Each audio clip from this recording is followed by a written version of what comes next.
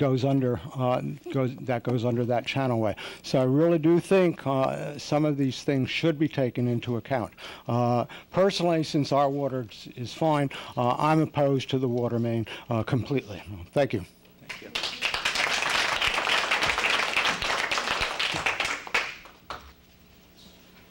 Good evening, Board. My name is Jerry D. Fury. I'm, unlike almost everyone in this room, I am a person from Up Island who is enamored by over 50 years of this area to move to the area in the near future.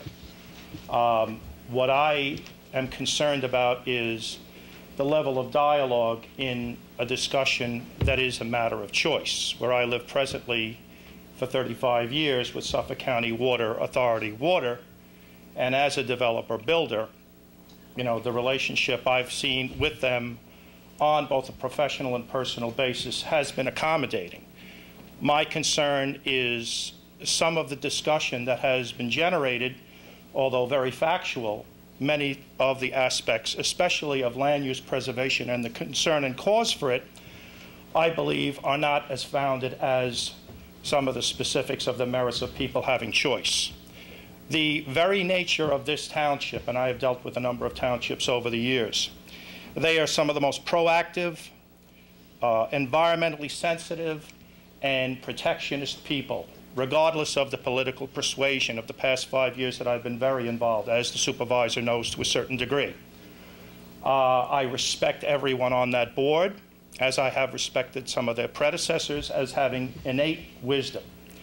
The very comprehensive plan, you talk about a 2020 plan, what was enacted by the planning department over 5 years ago, that has stood the test of time, that has not been challenged in its specificity and its entirety for its protection of communities, has withstood the test of time, as well as individual cases that this board, in conjunction with villages, have gone to protect densities that are outright outlandish. You are the envy, Orient, of Brookhaven Town, where I live, a litigation that I helped sponsor in 1994 did not heed off development. I'm a quite different type of developer.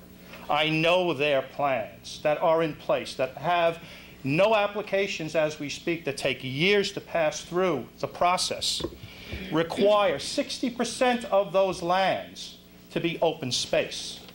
That's guaranteeing you more than half of whatever there is that's left to be saved is saved automatically. That takes great stress off of this board to identify those even more sensitive lands to buy their development rights entirety. The areas that development could occur in your regions are so isolated in many spaces that 3 to 5 houses at best could be on some of those parcels. And then further densification reduced by bluffs, by wetlands, and by other areas of concern. The myriad of examination that must go through town, state, and county review are exhaustive, and they're ever sharpening every year. If we had the kind of comprehensive plans that are in place now in Southold, and specifically the blessed diversity of protection and ratios of space saved that Orient has, we would have been in much better shape. The fears that you have are the fears that I would have. The substandard lots, which many of you live on, that may be your home, you would need 6 of those homes to presently pass muster with the town, so that you'd all have to congregate in one space. The idea of it leaving, as it had been, a rural open effect that the people could generally use has now been consolidated so that your boards can identify and leave you the vistas and the most pristine areas. And they even induce, on occasion, farming in those. So you're getting a double bang. I, in my future desire, probably could not afford a 2-acre lot in any subdivision. I probably will look at a sale of an existing non-conforming lot where variances have to be done between well and septic system in an ever-increasing concern of pollutants. And most importantly, the aquifer, you're absolutely correct, it's a fragile aquifer, that the fact that other development and many of your neighbors will take less of a stress on that aquifer by it being drawn from deeper aquifers.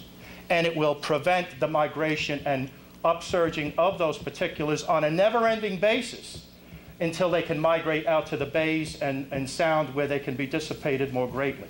But most importantly,